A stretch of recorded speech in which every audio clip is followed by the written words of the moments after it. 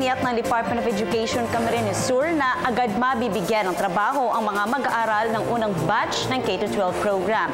Yan ang tinutukan na kami kasama si Grace Rifama Simando ng Radyo ng Bayan Naga.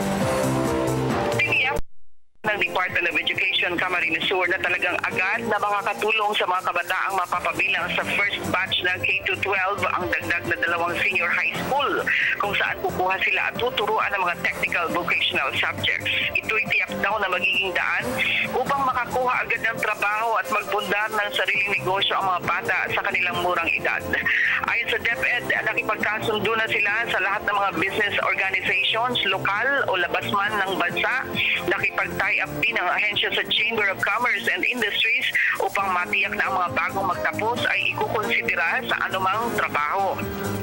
Ipinahayag ngayon ni DepEd Camsur Superintendent Arnulfo Balane na sila at sa panig ng mga employers ay magsasagawa ng pagkukumpara ng mga kailangang kaalaman o skills sa mga bata upang matanggap sila sa trabaho at maging handa sa pagpasok sa kolehiyo.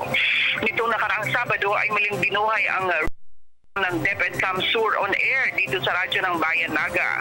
Nilahukan ito ng lahat ng mga mataas na opisyal ng Department of Education sa pangunguna ni Superintendent Arnulfo Balane at Chief for Administrations Dr. Susan Coliano. Dumalo rin ang iba't ibang mga public information officers ng DepEd mula sa iba't ibang distrito.